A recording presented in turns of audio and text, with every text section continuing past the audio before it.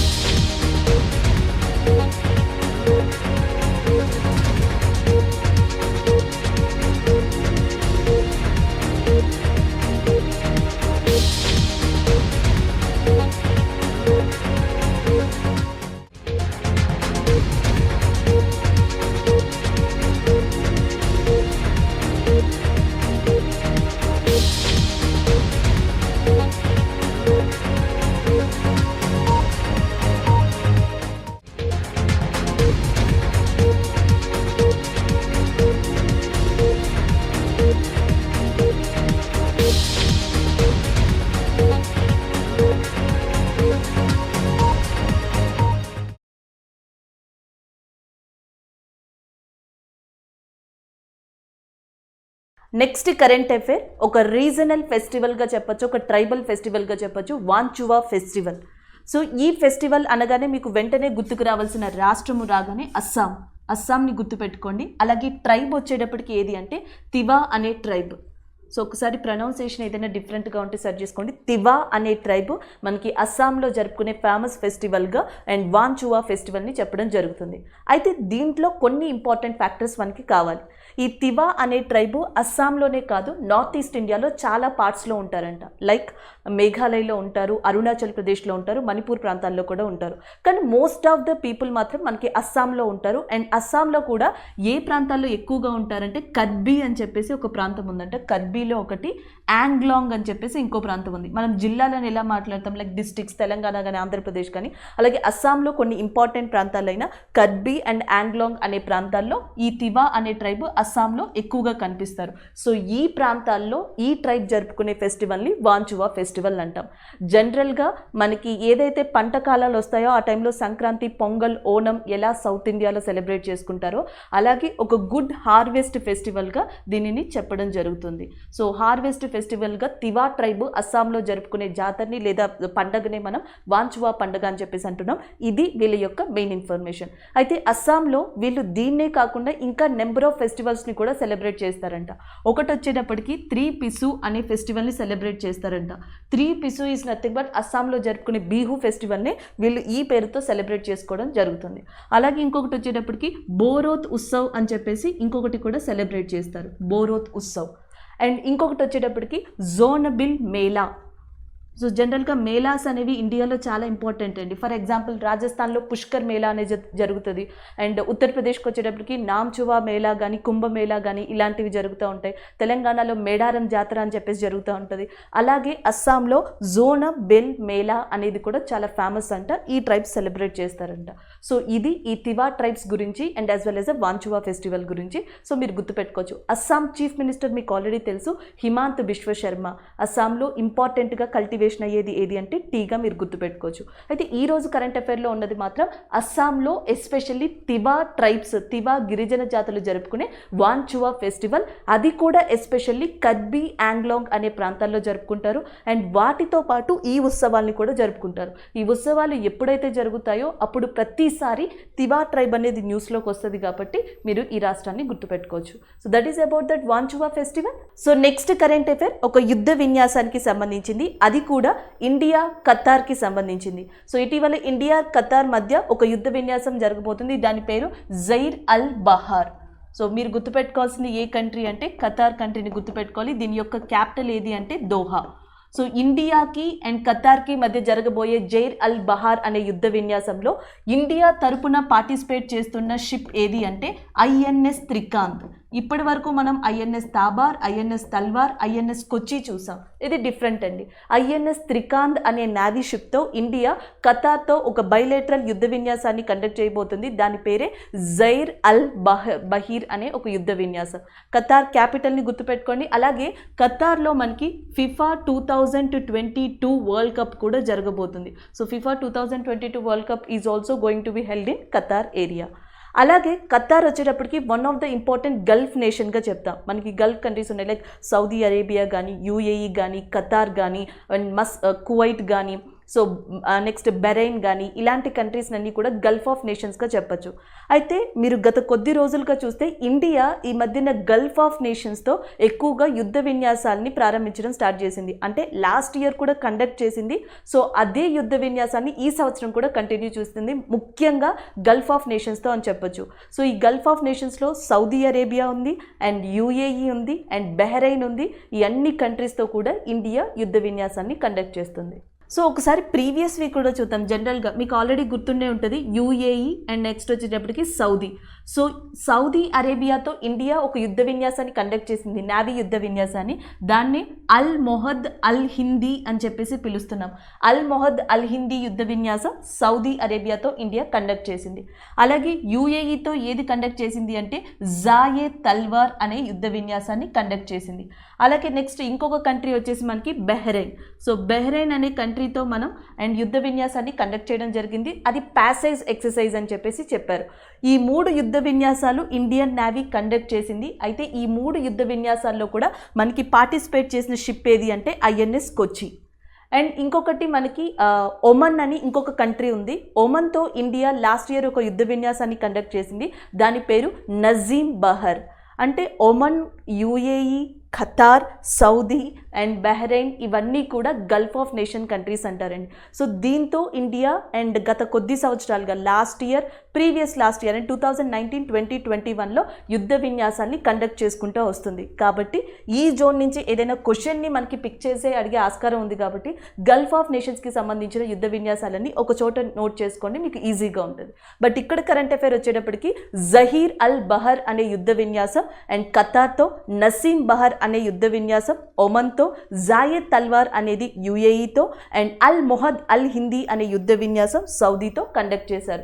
బెహ్రెయిన్కి పర్టికులర్గా పేరు పెట్టలేదు, దాన్ని ప్యాసేజ్ ఎక్సర్సైజ్గానే కండక్ట్ చేశారు. కానీ ఇందులో ఉన్న ఒక క్వైట్ కామన్ థింగ్ ఏంటంటే కొచ్చి షిప్ మాత్రమే ఈ 3 యుద్ధ విన్యాసాల్లో పార్టిసిపేట్ చేయడం జరిగింది. So next current affair discuss చేద్దాం. సో నెక్స్ట్ కరెంట్ అఫైర్ ర్యాంకింగ్కి సంబంధించింది. Academic ranking of the world universities. దీన్ని ప్రతి సంవత్సరం కూడా షాంఘై ర్యాంకింగ్ కన్సల్టెన్సీ నిర్వహిస్తుంది. సో షాంఘై ర్యాంకింగ్ కన్సల్టెన్సీ ప్రతి సంవత్సరం 1000 యూనివర్సిటీస్ వరకు దాదాపుగా కన్సిడర్ చేసి డేటాని కలెక్ట్ చేసి వివిధ ఆస్పెక్ట్స్లో, అంటే అక్కడ ఉన్న ఫెసిలిటీస్ కావచ్చు, రీసెర్చ్ కావచ్చు, లేకపోతే నెక్స్ట్ వచ్చేటప్పటికి ప్రొఫెసర్స్ కావచ్చు, టెక్నాలజీ కావచ్చు, ఇలా వివిధ కేటగిరీస్ని బేస్ చేసుకుని డేటాని తీసుకుని ఆ డేటా ఆధారంగా ర్యాంకింగ్ ఇవ్వడం జరుగుతుంది. సో ఇది 1000 యూనివర్సిటీస్కి ఇచ్చింది ఈసారి. ఈ 1000 యూనివర్సిటీస్లో టాప్ 10 యూనివర్సిటీస్ ఏవైతే ఉన్నాయో ఈ టాప్ 10 యూనివర్సిటీస్లో 8 యూనివర్సిటీస్ కేవలం యుఎస్ యూకేకి సంబంధించినవి ఉన్నాయి. ఫస్ట్ పాయింట్ అది. షాంఘై ర్యాంకింగ్ కన్సల్టెన్సీ ఇచ్చిన academic rankings of the world యూనివర్సిటీలో టాప్ 10లో 8 యుఎస్ యూకేకి సంబంధించినవి ఉన్నాయి. టాప్ ఫస్ట్గా ఉన్నది ఏది అంటే హార్వర్డ్ యూనివర్సిటీ. సో టాప్ ఫస్ట్గా ఉంది. అండ్ సెకండ్గా ఉన్నది ఏది అంటే స్టాన్ఫర్డ్ యూనివర్సిటీ సెకండ్ ర్యాంకింగ్లో ఉంది. అండ్ కేంబ్రిడ్జ్ యూనివర్సిటీ వచ్చేటప్పటికి మనకి థర్డ్ ర్యాంకింగ్లో ఉంది. వరుసగా ఇవి కూడా టాప్ 3లో ఉన్నాయి. సో ఇవి గుర్తుపెట్టుకోవచ్చు. దీన్ని పక్కన పెడితే ఇండియా విషయానికి వస్తే ఇండియాలో మనకి Indian Institute of Science Bengaluru కేంద్రంగా ఏదైతే ఉందో IISc-B అని చెప్పి పిలుస్తున్నాం, Indian Institute of Science Bengaluru. So అది ఇండియా విషయంలో టాప్గా ఉంది. అండ్ ర్యాంకింగ్ వస్తే 401 నుంచి 500 మధ్యలో ఉంది. సో దీని తర్వాత కలకత్తా యూనివర్సిటీ ఉంది. అంటే ఈ 1000లో కూడా మనకి టాప్ 500లో Indian Institute of Science Bengaluru స్థానాన్ని సంపాదించుకుంది. దాని తర్వాత కలకత్తా యూనివర్సిటీ ఏదైతే వెస్ట్ బెంగాల్ కేంద్రంగా ఉందో అది కూడా స్థానాన్ని సంపాదించుకోవడం మనం ఇక్కడ చూడొచ్చు. సో 2 యూనివర్సిటీస్ని మీరు గుర్తుపెట్టుకోవాల్సి ఉంటుంది. అయితే దీన్ని పక్కన పెడితే ఐఐటి ఢిల్లీ కానీ, ఐఐటి బాంబే కానీ, అండ్ నెక్స్ట్ వచ్చేటప్పటికి వెల్లూరు ఇన్స్టిట్యూట్ కానీ, ఎయిమ్స్ కానీ, ఇలా భారతదేశానికి చెందిన పలు యూనివర్సిటీస్ కూడా మనకి ఈ రీసెర్చ్ ఏదైతే అకాడమిక్ ర్యాంకింగ్స్ ఉన్నాయో దాంట్లో చోటు సంపాదించుకున్నాయి. కానీ పర్టికులర్గా గుర్తుపెట్టుకోవాల్సింది Indian Institute of science of Bengaluru and ఇంకొకటి వచ్చేటప్పటికి Calcutta university from west Bengal. ఈ 2 టాప్ యూనివర్సిటీస్ ఇండియాకి సంబంధించి టాప్ ర్యాంకింగ్లో ఉన్నాయి ఈ యొక్క మనకి ఏదైతే ఇండెక్స్ ఉందో దాంట్లో. సో ఇది ఓవరాల్గా academic ranking of world universities 2021 by Shanghai ranking కన్సల్టెన్సీగా చెప్పొచ్చు. సో నెక్స్ట్ కరెంట్ అఫైర్ ఒక ఇన్నోవేషన్కి సంబంధించింది. ఇక్కడ చూడొచ్చు మీకు నియోబోల్ట్ అనేది. సో నియోబోల్ట్ అనేది మనకి కరెంట్ అఫైర్స్లోకి రావడం జరిగింది. So India's first indigenous motorized vehicle chair అని చెప్తున్నారు. సో జనరల్గా మనకి వీల్ చైర్స్ తెలుసు, అలాంటి వీల్ చైర్స్ని వెహికల్ చైర్స్ కింద మార్చారు అండ్ మోడర్నైజ్డ్ టెక్నాలజీతో అండ్ ఛార్జింగ్ ఎక్విప్మెంట్తో నడుస్తుంది. దీనికి బ్యాటరీ సపోర్ట్ కూడా ఇచ్చామని చెప్తున్నారు. అండ్ దీన్ని నిర్మించింది ఎవరు అంటే ఐఐటి మద్రాస్. ఐఐటి మద్రాస్కి సంబంధించిన ఒక స్టార్టప్ ఉంది, దాని పేరు నియో మోషన్ అంట. So Neo Motion is a startup of IIT మద్రాస్గా చెప్తున్నారు. ఇది గత ఏడాది నియో ఫ్లై అనే దాన్ని నిర్మించింది. ఈ నియో ఫ్లై కూడా ఆల్మోస్ట్ దీనికి సంబంధించింది అండి. కస్టమైజ్డ్ వీల్ చైర్ అని చెప్పేసి ఫస్ట్ దాన్ని నిర్మించింది, అది చాలా సక్సెస్ అయింది. దాని తర్వాత ఐఐటి మద్రాస్ యొక్క అదే స్టార్టప్ అయిన నియో మోషన్ మనకి ఇప్పుడు నియో బోల్ట్ అనే దాన్ని స్టార్ట్ చేసింది. సో ఇదేంటంటే మనకి జనరల్గా 25 కిలోమీటర్స్ పర్ అవర్ అనేది ట్రావెల్ చేస్తుందంట, 25 కిలోమీటర్స్ పర్ ఛార్జ్కి. సో ఇది చెప్తున్నారు. అండ్ కాస్ట్ వచ్చేసి ఆల్మోస్ట్ 55,000 వరకు ఉంటుందని చెప్తున్నారు. అండ్ నేను ఆల్రెడీ చెప్పాను, ఇది బ్యాటరీ సపోర్ట్తో, లిథియం అయాన్ బ్యాటరీ సపోర్ట్ దీనికి బ్యాకప్గా ఇచ్చినట్టు కూడా చెప్తున్నారు. సో ఇలాంటి ఫస్ట్ ఏదైతే మనకి ఎలక్ట్రిక్ వెహికల్ వీల్ చైర్ అనేది ఐఐటి మద్రాస్ యొక్క స్టార్టప్ తీసుకొచ్చింది. సో నియోబోల్ట్ ఎవరు తీసుకొచ్చారంటే ఐఐటి మద్రాసే. ఎస్పెషల్లీ దాని స్టార్టప్ గురించి మాత్రం అడిగితే మీరు నియో మోషన్ గుర్తుపెట్టుకోవచ్చు. అలాగే ఇదే నియో మోషన్ గతంలో ఏం తీసుకొచ్చిందంటే నియో ఫ్లై అనే దాన్ని కూడా తీసుకురావడం జరిగింది. So that is about that India's first indigenous motorized vehicle చైర్గా చెప్పొచ్చు నియో బోల్ట్ని. నెక్స్ట్ వన్ కూడా ఒక అపాయింట్మెంట్కి సంబంధించింది. సో ఆ అపాయింట్మెంట్లో ఉన్న వ్యక్తి మనకి ఎల్ఏ గణేశన్ గారు. సో ఎల్ఏ గణేశన్ గారు ఇటీవల ఏ రాష్ట్రానికి గవర్నర్గా అపాయింట్ చేయబడ్డారు అంటే మణిపూర్కి. సో మణిపూర్కి ఇదివరకు గవర్నర్గా చేసిన వ్యక్తి ఎవరు అంటే నజమా హెప్తుల్లా. సో నజమా హెప్తుల్లా అనే పర్సన్ మనకి గవర్నర్గా వర్క్ చేశారు. అయితే ఆరోగ్య విషయం దృష్ట్యా సో ఆమెకి హెల్త్ సహకరించకపోవడంతో ఆ పదవి నుంచి తప్పుకోవాల్సి వచ్చింది.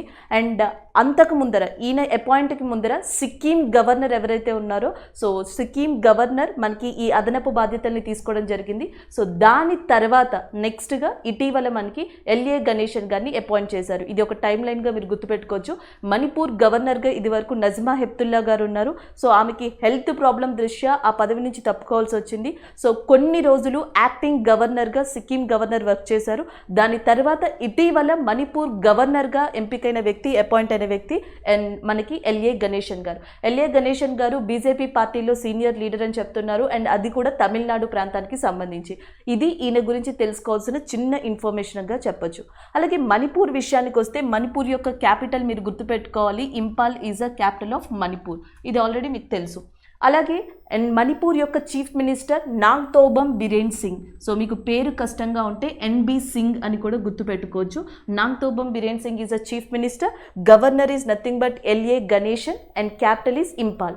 అలాగే ఎగ్జామ్ పాయింట్ ఆఫ్ వ్యూలో ఎస్ఎస్సి ఆర్ఆర్బి లాంటి ఎగ్జామ్స్ వచ్చేటప్పటికి మణిపూర్ నుంచి ఎక్కువగా అడిగే క్వశ్చన్స్ ఏంటి అంటే మణిపూర్లో ఒక మార్షల్ ఆర్ట్ అనేది చాలా చాలా ఫేమస్, ఇండియా మొత్తానికి ఫేమస్ అంట. సో దాని పేరు తాంగ్ తా అని చెప్పేసి పిలుస్తారు. Thang Ta is a martial art very famous in which state అంటే దట్ ఈస్ అ మణిపూర్. అలాగే ఇక్కడ ఇంకొక ఫెస్టివల్ కూడా ఫేమస్ అండి, యావో సంగ్ అని చెప్పేసి.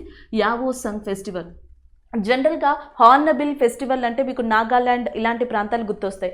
బిహు ఫెస్టివల్ అంటే అస్సాం గుర్తొస్తుంది. అలాగే యాన్సోంగ్ ఫెస్టివల్ అంటే మణిపూర్.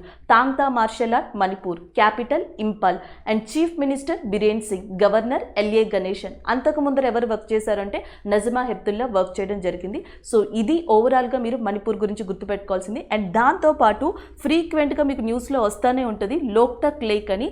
ఇది మణిపూర్ ఐడెంటిటీకి వన్ ఆఫ్ ద ఇంపార్టెంట్ ప్లేస్గా చెప్పొచ్చు. భారతదేశ వ్యాప్తంగా ప్రపంచవ్యాప్తంగా మణిపూర్ అనే ప్లేస్ తెలియడానికి వన్ ఆఫ్ ద రీజన్గా లోక్తక్ లేక్ని చెప్తాం. ఎందుకంటే లోక్తక్ లేక్ మీద ప్రపంచంలోనే నీటి మీద తేలియాడే ఒక నేషనల్ పార్క్ని కన్స్ట్రక్ట్ చేశారు. దాని పేరు కీబుల్ లామ్జోవా. ఆల్రెడీ మీకు తెలుసు, నేను చాలాసార్లు చెప్పాను. కీబుల్ లామ్జోవా అంటాం. The floating national park in India, one of the important floating national park in the వరల్డ్గా చెప్తాం. ఇది మణిపూర్లో ఉంది. So this is all over about that Manipur statistical information. And that news వచ్చేటప్పటికి the new governor who is appointed in Manipur, LA Ganesan. Appointed by whom అంటే president of India. So next one book and ఆధర్కి సంబంధించింది. And ఈరోజు మనకి other వచ్చేసి విజయ్ గోఖలే గారు. So ఈయన రాసిన book the long game, how the Chinese negotiate with India. How the Chinese negotiate with India, the long game అనే బుక్ని మనకి విజయ్ గోఖలే గారు రాశారు. ఈయన ఫార్మర్ సెక్రటరీ, ఫారెన్ సెక్రటరీగా, విదేశాంగ కార్యదర్శిగా పనిచేశారు. అలాగే ఇండియన్ అంబాసిడర్ టు చైనాగా కూడా ఈయన వర్క్ చేశారు. సో ఈయన ఎక్స్పీరియన్స్ని, ఈయన వర్క్ టైంలో ఈయన ఏవైతే ఫేస్ చేశారో ఇవన్నిటినీ కూడా మనకి కంప్లీట్గా ఈ బుక్ రూపంలో అందించడం జరిగింది. Vijay Gokhale the former foreign secretary and ఇది వరకు మనకి విదేశాంగ కార్యదర్శిగా పనిచేసిన వ్యక్తి and as well as Indian అంబాసిడర్గా చైనాలో వర్క్ చేసిన వ్యక్తి అయిన Vijay Gokhale garu the long game, how the Chinese negotiated with India, 1950s నుంచి ఇప్పటిదాకా ఆల్మోస్ట్ ఏం జరిగింది అనే థీమ్ మీద ఈ బుక్ రాయబడింది. So next current affair science and టెక్నాలజీకి సంబంధించిందిగా చెప్పొచ్చు, లేదా సైన్స్ రంగానికి సంబంధించిందిగా చెప్పొచ్చు. ఒక కొత్త అరుదైన రకాన్ని, ఒక ఆల్గే జాతికి చెందిన అరుదైన ఒక కొత్త రకాన్ని మనకి అండమాన్ అండ్ నికోబార్లో గ్రూప్ ఆఫ్ శాస్త్రవేత్తలు కనుగొన్నారు. యాసిటాబ్యులారియా ఫ్యామిలీకి సంబంధించింది ఇది. ఒకసారి దీన్ని చూద్దాం. యాసిటాబ్యులారియా. సో ఇది ఆల్గే జాతి యొక్క నేమ్ అండి. ఇదే ఫ్యామిలీకి సంబంధించిన గ్రీన్ ఆల్గే, మీరు ఇక్కడ చూడొచ్చు, ఇదే ఫ్యామిలీకి చెందిన గ్రీన్ ఆల్గేలోని ఒక కొత్త జాతిని ఇటీవల మనకి గ్రూప్ ఆఫ్ సైంటిస్టులు అండమాన్ అండ్ నికోబార్లో కనుగొన్నారు. దానికి జలకన్య అని చెప్పేసి పేరు పెట్టడం జరిగింది. లైక్ మెర్మైడ్ అని పేరు వచ్చేలాగా జలకన్య అని చెప్పేసి దీనికి పేరు పెట్టారు. సో దానికి సంబంధించిన న్యూస్గా చెప్పొచ్చు. అండ్ ఎసిటాబ్యులరియా అండ్ జలకన్యగా పిలువబడే ఒక న్యూ ఆల్గే స్పీషియస్ని గ్రూప్ ఆఫ్ శాస్త్రవేత్తలు అండమాన్ అండ్ నికోబార్లో కనుగొన్నారు. దాదాపుగా 4 decades, ఆల్మోస్ట్ 40 సంవత్సరాల తర్వాత ఇలాంటి అరుదైన జాతిని అండమాన్ అండ్ నికోబార్లో కనుగొన్నట్టు చెప్తున్నారు. దాంతోపాటు వీళ్ళు ఏమని ఇన్ఫర్మేషన్ ఇచ్చారు అంటే అత్తి మీద లాస్ట్గా ఏర్పడిన చాలా ఇంపార్టెంట్ కోరల్ రీఫ్స్ అనేవి కూడా కొన్ని అండమాన్ అండ్ నికోబార్లో లొకేట్ అయి ఉన్నాయంట. Very few recently which is created ఏమంటారు coral reefs under the sea చెప్పొచ్చు, లేకపోతే ఓషన్ చెప్పొచ్చు. అలాంటివన్నీ కూడా మనకి అండమాన్ అండ్ నికోబార్ దగ్గర కూడా లొకేట్ అయి ఉన్నట్టు ఈ శాస్త్రవేత్తలు చెప్పడం జరిగింది. సో ఇది ఓవరాల్గా ఈ కరెంట్ అఫైర్కి సంబంధించింది. అయితే అండమాన్ అండ్ నికోబార్ న్యూస్లో ఉంది కాబట్టి కొన్ని ఫ్యాక్ట్స్ని మీరు గుర్తుపెట్టుకోవాల్సిందే. ఒక ఫ్యాక్ట్ వచ్చేటప్పటికి అండమాన్ అండ్ నికోబార్లోనే ఇండియాలోని యాక్టివ్ వాల్కెనో ఉంది అండ్ దాని పేరు బ్యారెన్ అగ్నిపర్వతం అంటాం. ప్రతి స్టేట్కి యానిమల్ ఉన్నట్టే అండమాన్ అండ్ నికోబార్ ఐలాండ్కి కూడా యానిమల్ ఉంది. దాని పేరు సీ కవ్ అంటాం. ఒకవేళ సీ కవ్ అనేది ఎగ్జామ్లో లేకపోతే దీని యొక్క శాస్త్రీయ నామం వచ్చేసి డ్యూగాంగ్ అని చెప్పేసి కూడా పిలుస్తారు. డ్యూగాంగ్ అన్న సీ కవ్ అన్న ఒకటే. It is and island animal of Andaman and నికోబార్గా చెప్పొచ్చు. సో ఇవి ఓవరాల్గా మీరు గుర్తుపెట్టుకోవాల్సినవి అండమాన్ అండ్ నికోబార్కి సంబంధించి. సో ఇక్కడ కరెంట్ అఫైర్ ఒక ఒబిచరీకి సంబంధించింది. ఇటీవల ఉత్తరప్రదేశ్ యొక్క ఫార్మర్ చీఫ్ మినిస్టర్ అయిన కళ్యాణ్ సింగ్ మరణించారు. సో దానికి సంబంధించిన న్యూస్ ఇది ఇక్కడ మీరు చూడొచ్చు. సో ఈయన నేమ్ కళ్యాణ్ సింగ్, ఉత్తరప్రదేశ్ యొక్క ఫార్మర్ చీఫ్ మినిస్టర్. అలాగే ఈయన విషయానికి వస్తే ఈయన 2 సార్లు ఉత్తరప్రదేశ్కి చీఫ్ మినిస్టర్గా, ముఖ్యమంత్రిగా వ్యవహరించారు. అండ్ 1991 1991 నుంచి 92 మధ్యలో ఒకసారి, అలాగే 1997 నుంచి 99 మధ్యలో ఒకసారి. సో ఈ 2 టైం పీరియడ్స్లో కూడా ఉత్తరప్రదేశ్కి చీఫ్ మినిస్టర్గా, ముఖ్యమంత్రిగా పనిచేసిన కళ్యాణ్ సింగ్ ఇటీవల మరణించారు. అలాగే ఉత్తరప్రదేశ్ విషయానికి వస్తే వన్ ఆఫ్ ద ఇంపార్టెంట్ రోల్ని ప్లే చేస్తుంది పార్లమెంట్ విషయంలో కానీ, లేకపోతే పాలిటిక్స్లో కానీ, వివిధ అంశాల్లో కూడా కావచ్చు.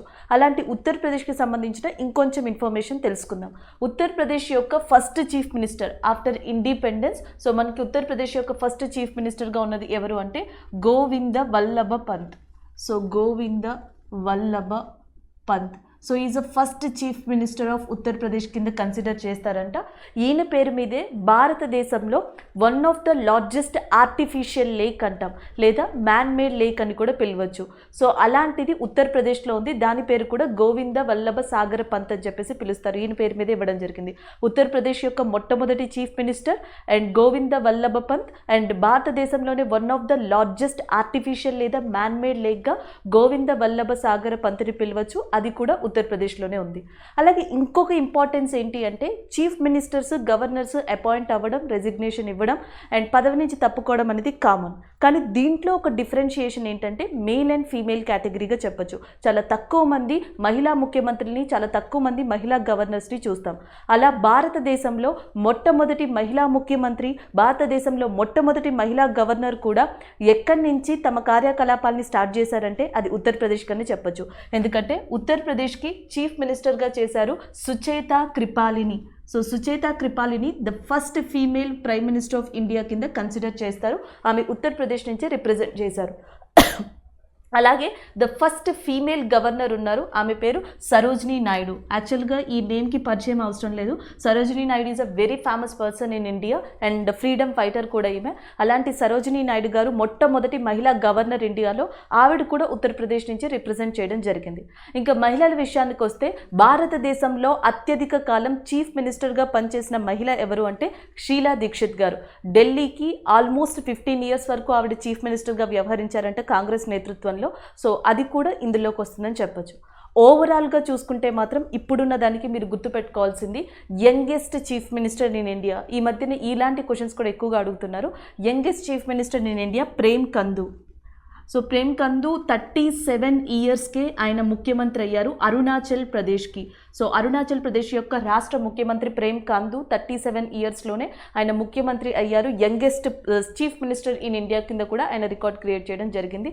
సో ఇవి కొన్ని సీఎం రిలేటెడ్గా మీరు గుర్తుపెట్టుకోవాల్సినవి. కానీ ఒబిచరీస్లో ఉంది మాత్రం ఫార్మర్ చీఫ్ మినిస్టర్ అయిన మనకి కళ్యాణ్ సింగ్ గారు, ఉత్తరప్రదేశ్కి సంబంధించిన పర్సన్. సో ఇది ఈ current affair. Next current affair ఒక డేకి సంబంధించింది. ఇక్కడ మీరు చూడొచ్చు international day for the remembrance of the slave trade and abolition. So అనేది ఈరోజు మనకి డే కింద ఉంది. సో దీన్ని ఎప్పుడు రికగ్నైజ్ చేశారు అంటే August 23rd రికగ్నైజ్ చేయడం జరిగింది. So August 23rd is recognized as a international day for the remembrance of the slave trade and its అబాలిషన్గా చెప్పొచ్చు. అండ్ దీనిని ఎవరు రికగ్నైజ్ చేశారంటే యుఎన్ఏ రికగ్నైజ్ చేసింది 1791లో జరిగిన ఘటన ఆధారంగా. సో దీని గురించి ప్రపంచానికి చెప్పాలి, స్లేవ్ ట్రేడ్ని అబాలిష్ చేయాలి, సో దాని గురించి ప్రజలందరికీ తెలియాలి అని యునైటెడ్ నేషన్ ఈ డేని August 23rd రికగ్నైజ్ చేశారు. హయాతి కేంద్రంగా లేదా సెయింట్ డొమింగ్యో అనే ప్రదేశం కేంద్రంగా మనకి వెస్టిండీస్, ఫ్రెంచ్ కాలనీస్లో ఈ స్లేవ్ని, బానిస వ్యవస్థని కంప్లీట్గా మనకి రిమూవ్ చేయడానికి, అబాలిష్ చేయడానికి మనకి పోరాడారు అని చెప్పొచ్చు. సో అలాంటి పోరాటానికి ప్రతీకగా 1791 సెయింట్ డొమింగ్యో రివల్యూషన్ లేదా హయాతి రివల్యూషన్ యొక్క ప్రతీకగా యునైటెడ్ నేషన్ ఇలాంటి ఒక డెసిషన్ తీసుకుంది. And August 23rd is international day for the remembrance of the slave trade and అబాలిషన్గా చెప్పొచ్చు. ఇంకొక విషయం ఏంటంటే దీన్ని ప్రతి సంవత్సరం ఎవరు నిర్వహిస్తూ వస్తున్నారు అంటే ఈ డేకి సంబంధించిన ఇంపార్టెంట్ ప్రోగ్రామ్స్ అన్నీ కూడా యునెస్కో నిర్వహిస్తూ వస్తుంది. యునెస్కో హెడ్ క్వార్టర్స్ మీకు తెలుసు ప్యారిస్, ఇది ప్యారిస్లో లొకేట్ అయ్యి ఉంది. So this is all about the day and ఇంపార్టెన్స్గా చెప్పొచ్చు. సో నెక్స్ట్ వన్ అపాయింట్మెంట్కి సంబంధించింది. అది కూడా మీకు అక్కడ బార్క్ అని కనిపిస్తుంది కదా. సో బార్క్ అంటే ఇక్కడ అర్థం బ్రాడ్కాస్టింగ్ అండి. ఇది ఒక్కటి డిఫరెన్స్ ఉంటుంది, మీరు చూసుకోవాలి. దీని యొక్క ఎబ్రివేషన్ బ్రాడ్కాస్టింగ్ ఆడియన్స్ రీసెర్చ్ కౌన్సిల్గా దీన్ని పిలుస్తారు. So broadcasting audience research council ఇది మనకి 2010లో స్థాపించబడింది. అది కూడా హెడ్ క్వార్టర్స్ వచ్చేసి మనకి ముంబైలో ఉంది. ముంబై కేంద్రంగా 2010లో బ్రాడ్కాస్టింగ్ ఆడియన్స్ రీసెర్చ్ కౌన్సిల్ అనేది స్థాపించబడింది. అలాగే దీని యొక్క చైర్మన్ అంటే సిఇఓగా ఉన్న పర్సన్ ఎవరు అంటే సునీల్ లూలా అనే పర్సన్ మనకి ప్రస్తుతం దీనికి చైర్మన్గా ఉన్నారు. అలాంటి ఈ పర్సన్ని రీప్లేస్ చేస్తూ ఇటీవల మీకు ఇక్కడ కనిపిస్తున్నారు Nakul Chopra. So Nakul Chopra is a new CEO for that and broadcasting audience research కౌన్సిల్గా చెప్పొచ్చు. దానికి సంబంధించిన న్యూస్ ఇది. సో ఇటీవల బ్రాడ్కాస్టింగ్ ఆడియో రీసెర్చ్ కౌన్సిల్కి నూతన చైర్మన్గా ఎవరు ఎంపికయ్యారంటే నకుల్ చోప్రా. దీని యొక్క హెడ్ క్వార్టర్స్ ఎక్కడుందంటే ముంబై. ఇది ఎప్పుడు స్థాపించబడిందంటే 2010లో. ఇది వరకు అంటే నకుల్ చోప్రా ఎవరిని రీప్లేస్ చేశారని అడిగితే సునీల్ లూలా అనే పర్సన్ని ఈయన రీప్లేస్ చేయడం జరిగింది. So this is about that appointment regarding to the broadcast audience research council. Bharat petroleum corporation limited లేదా బీపీసీఎల్గా ఏదైతే మనం వ్యవహరిస్తామో సో అది కరెంట్ అఫైర్స్లోకి వచ్చింది. ఈసారి అది ప్లాంట్స్ వల్ల లేకపోతే బయో ఫ్యూయల్స్ కానీ లేకపోతే ఇథనాల్ కానీ వీటి గురించి కాదు. ఇది కంప్లీట్ డిఫరెంట్గా చెప్పొచ్చు. ఒక టెక్నాలజీకి సంబంధించిన కరెంట్ అఫైర్ వల్ల బీపీసీఎల్ మనకి వార్తల్లోకి రావడం జరిగింది. సో ఫస్ట్ టైం భారతదేశంలోని మొట్టమొదటి ఆయిల్ అండ్ గ్యాస్ ఇండస్ట్రీలోనే ఒక చార్ట్ బోర్డ్ని ప్రవేశపెట్టబోతున్నారు బీపీసీఎల్. సో దానికి సంబంధించిన న్యూస్గా చెప్పొచ్చు. సో దాన్ని ఊర్జాగా పిలవడం జరుగుతుంది. Urja is a chart board which is introduced by that BPCL. So ఇప్పటి వరకు భారతదేశంలో ఏ ఆయిల్ అండ్ గ్యాస్ ఇండస్ట్రీ ఇలాంటి దాన్ని ఇంట్రడ్యూస్ చేయలేదు. సో ఇది తన కస్టమర్స్ కోసం ఆర్టిఫిషియల్ ఇంటెలిజెన్సీ బేస్డ్తో రన్ అయ్యే ఈ ఊర్జా అనే చార్ట్ బోర్డ్ని ఇవ్వడం జరిగింది. దీనికి సంబంధించిన వాట్సాప్ ప్లాట్ఫామ్ కానీ దీనికి సంబంధించిన ప్రాజెక్ట్ డీటెయిల్స్ కానీ ఇటీవల మనకి బీపీసీఎల్ ఇవ్వడం జరిగింది. సో దానికి సంబంధించిన కరెంట్ అఫైర్. భారతదేశంలో మొట్టమొదటి a oil and gas industry and first time artificial intelligence బేస్డ్తో నిలిచే ఊర్జా అనే ఒక ప్లాట్ఫామ్ని తీసుకొచ్చింది, చార్ట్ బోర్డ్ని తీసుకొచ్చింది అని అడిగితే దట్ ఈస్ అ బీపీసీఎల్గా మీరు గుర్తుపెట్టుకోవచ్చు. సో నెక్స్ట్ కరెంట్ అఫైర్ మనకి ఒక అపాయింట్మెంట్కి సంబంధించింది. అపాయింట్మెంట్లో ఉన్న వ్యక్తి వచ్చేసి మనకి అనూప్ చంద్ర అనే పర్సన్. మీరు ఇక్కడ చూడొచ్చు. అనూప్ చంద్ర గారిని ఇటీవల ministry of information and broadcasting మంత్రిత్వ శాఖ ఏదైతే ఉందో సో ఆ మంత్రిత్వ శాఖలో కార్యదర్శిగా అపాయింట్ చేయడం జరిగింది. సో ఇది వరకు ఈయన కార్యదర్శిగా మినిస్ట్రీ ఆఫ్ లేబర్ అండ్ ఎంప్లాయ్మెంట్లో వర్క్ చేశారు. సో ఆ మంత్రిత్వ శాఖ నుంచి ఇటీవల ఈయన secretary to the ministry of information and బ్రాడ్కాస్టింగ్కి అపాయింట్ చేయబడ్డారు. దానికి సంబంధించిన న్యూస్ ఇది. సో దీంట్లో రెండు విషయాలు మనం గుర్తుపెట్టుకోవచ్చు. మినిస్ట్రీ ఆఫ్ ఇన్ఫర్మేషన్ అండ్ బ్రాడ్కాస్టింగ్కి ఇటీవల సెక్రటరీగా ఎంపికైన వ్యక్తి లేదా కార్యదర్శిగా ఎంపికైన వ్యక్తి ఎవరు అంటే అనూప్ చంద్ర గారు.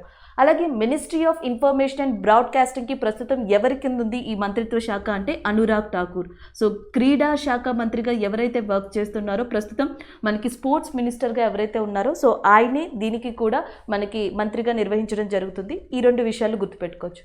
అలాగే అండ్ అనూప్ చంద్ర ఇది వరకు ఏ మంత్రిత్వ శాఖలో వర్క్ చేశారు కార్యదర్శిగా అంటే ministry of labour and employment. ప్రస్తుతం మినిస్ట్రీ ఆఫ్ లేబర్ ఎంప్లాయ్మెంట్ మంత్రిత్వ శాఖ ఎవరి కింద ఉంది అంటే భూపేంద్ర యాదవ్ గారి కింద ఉంది. సో భూపేంద్ర యాదవ్ గారు మినిస్ట్రీ ఆఫ్ ఎన్విరాన్మెంట్కి కూడా మనకి మంత్రిగా వ్యవహరిస్తున్నారు and ministry of labour and ఎంప్లాయ్మెంట్కి కూడా ఈయనే మంత్రిగా వ్యవహరించడం జరుగుతుంది. సో ఇలా 4 పాయింట్స్ని మీరు గుర్తుపెట్టుకోవచ్చు. అనురాగ్ ఠాకూర్ గారి గురించి అండ్ భూపేంద్ర యాదవ్ గారి గురించి అండ్ అనూప్ చంద్ర గారి గురించి. వీళ్ళిద్దరూ మంత్రులు మినిస్టర్ కేటగిరీకి సంబంధించిన వాళ్ళు, ఈయన కార్యదర్శి కేటగిరీకి సంబంధించిన person. So this is a current affair.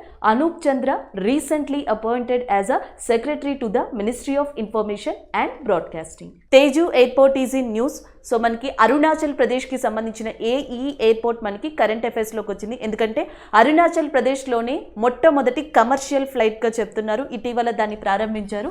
So answer వచ్చేసి మనకి ఇక్కడ అరుణాచల్ ప్రదేశ్ అని గుర్తుపెట్టుకోవాలి. స్టేట్ గనక అడిగితే ఇటీవల తేజు ఎయిర్పోర్ట్ అనేది న్యూస్లో ఉంది. అది ఏ ప్రాంతానికి సంబంధించింది అంటే అరుణాచల్ ప్రదేశ్. సో వాస్తవానికి చూసుకుంటే అరుణాచల్ ప్రదేశ్ లాంటి రాష్ట్రాలలో మనకి ఈ airlines facility and plane facility, helicopters facility ఉన్నా అది సివిల్ ఆపరేషన్స్కి కావచ్చు లేకపోతే ఎమర్జెన్సీ ఆపరేషన్స్కి, మిలిటరీ ఆపరేషన్స్కి ఎక్కువ యూజ్ చేస్తారు. కమర్షియల్ ఫ్లైట్స్ అనేవి అసలు మనకు అక్కడ యాక్సెస్ లేవని చెప్పచ్చు. అలాంటి అరుణాచల్ ప్రదేశ్లో ఆల్రెడీ ఏవైతే ఎగ్జిస్టింగ్ పాయింట్స్ ఉన్నాయో ఫ్లైట్స్కి, హెలికాప్టర్స్కి సంబంధించి దాంట్లో కొన్ని ప్రాంతాలని ఉడాన్ కింద సెలెక్ట్ చేసుకున్నారు.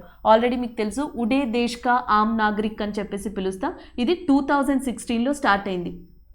అండ్ 2016లో రిమోట్ విలేజెస్, ఫారెస్ట్రీ ఏరియాస్, మారుమూల ప్రాంతాల్లో కూడా ఈ ఎవరైతే మనకి ప్రజలు ఉంటారో ఆర్డినరీ పీపుల్ సో వీళ్ళు కూడా ఎఫర్ట్ చేసి వెళ్ళగలిగేలాగా ఈ ఉడాన్ అనే ప్రోగ్రామ్ని గవర్నమెంట్ ఆఫ్ ఇండియా స్టార్ట్ చేసింది.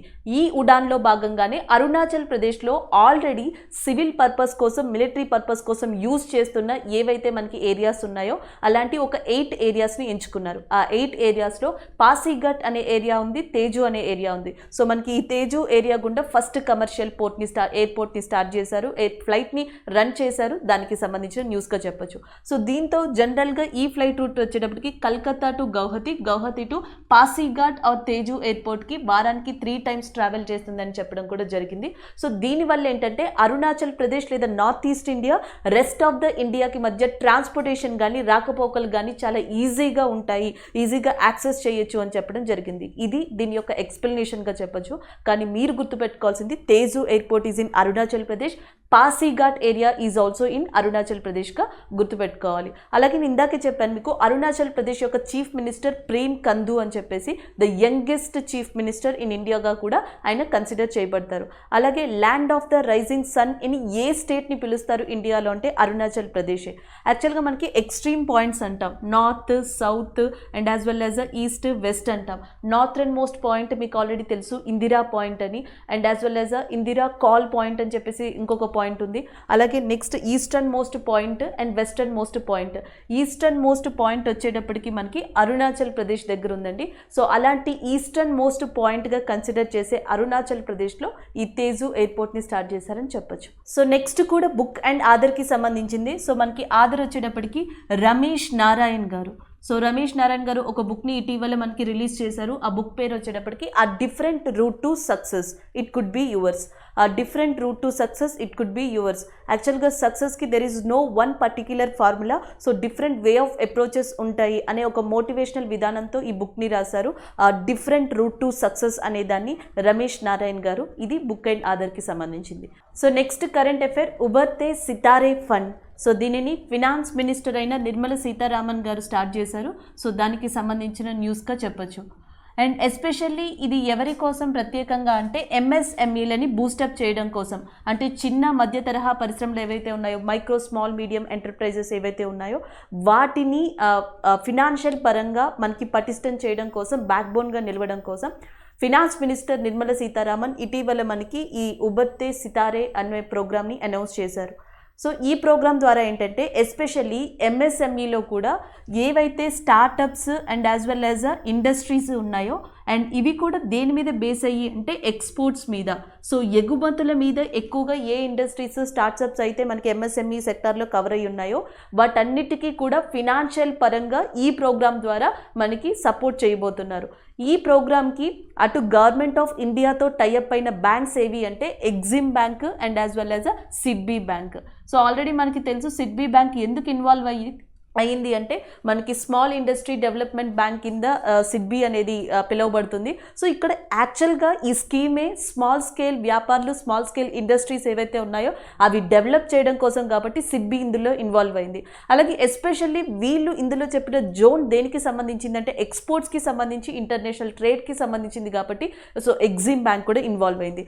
ఎగ్జిమ్ బ్యాంక్, సిడ్బీ బ్యాంక్ యొక్క సహకారంతో government of India that to finance ministry ఏదైతే ఆర్థిక శాఖ ఉందో సో ఇటీవల మనకి ఏదైతే ఉబర్తే సితారే స్కీమ్ని మనకి ప్రారంభించడం జరిగింది. అది కూడా లక్నో కేంద్రంగా, ఉత్తరప్రదేశ్లోని లక్నోలో ఆల్రెడీ ఈ ప్రోగ్రామ్ని స్టార్ట్ చేశారు. So that is about the scheme. మీరు గుర్తుపెట్టుకోవాల్సింది ఉబర్తే Sitare fund is in news. ఇది ఎవరి కోసం అంటే మీరు ఎస్పెషల్లీ ఎంఎస్ఎంఈ సెక్టార్ని గుర్తుపెట్టుకోవాలి. ఎంఎస్ఎంఈలో ఎస్పెషల్లీ ఏ జోన్ని టార్గెట్ చేశారంటే ఎక్స్పోర్ట్ జోన్ని మనకి ఇంపార్టెన్స్ ఇచ్చారని చెప్పొచ్చు. అలాగే ఏ బ్యాంక్స్ ఇన్వాల్వ్ అయ్యి ఉన్నాయంటే సిడ్బీ బ్యాంక్, ఎగ్జిమ్ బ్యాంక్ ఈ రెండు కూడా ఈ ప్రాజెక్ట్లో ఇన్వాల్వ్ అయ్యి ఉన్నాయని గుర్తుపెట్టుకోవాలి. సో నెక్స్ట్ కూడా మనకి ఒక డేకి సంబంధించింది అండి. సో ఈ డే వచ్చేటప్పటికి మనకి August 22. సో August 22 UN ఏమని డిక్లేర్ చేసింది అంటే international day commemorating the victims of acts of violence based on religion.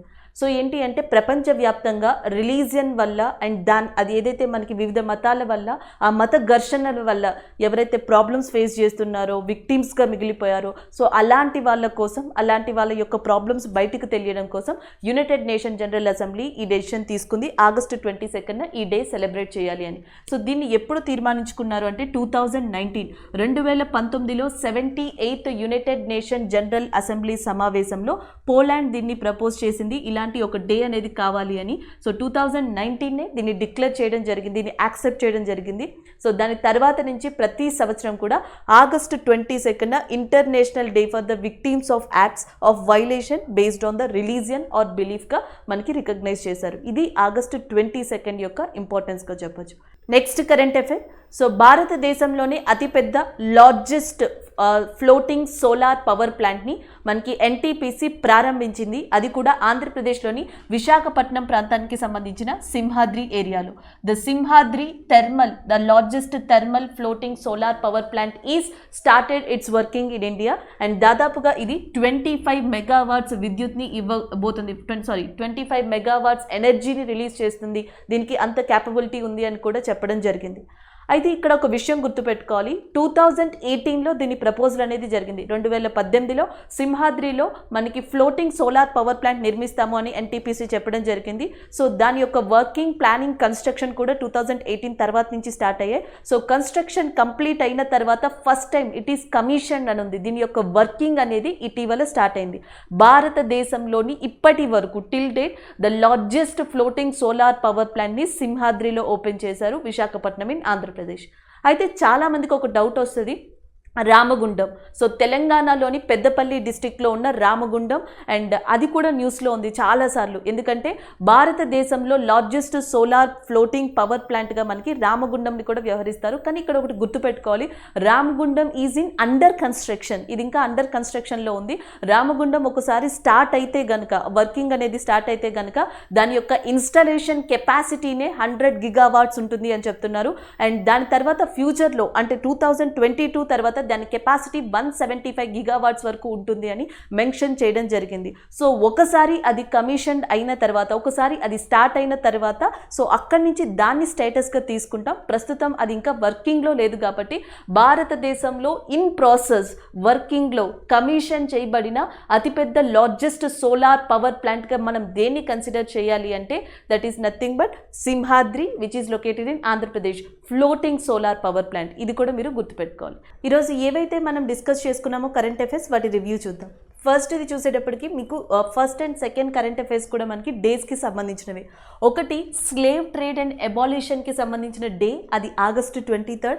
ఇంకొకటి వచ్చేటప్పటికి మనకి రిలీజియన్ బేస్డ్గా ఏవైతే వైలెన్స్ జరుగుతుందో వాటికి సంబంధించిన విక్టిమ్స్కి సంబంధించిన డే కింద ఒకటి ఉంది, అది August 22గా రికగ్నైజ్ చేశారు. సో ఇవి మీరు గుర్తుపెట్టుకోవచ్చు, August 22nd, August 23rd.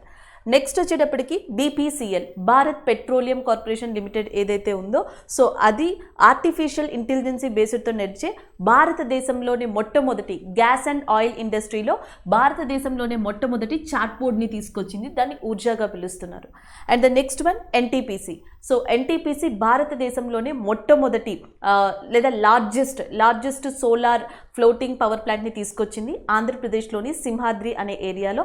దానికి సంబంధించింది ఆల్మోస్ట్ 25 మెగావాట్స్ వరకు ఇది ఎనర్జీని రిలీజ్ చేస్తుంది, అంత కెపాసిటీ ఉందని చెప్తున్నారు.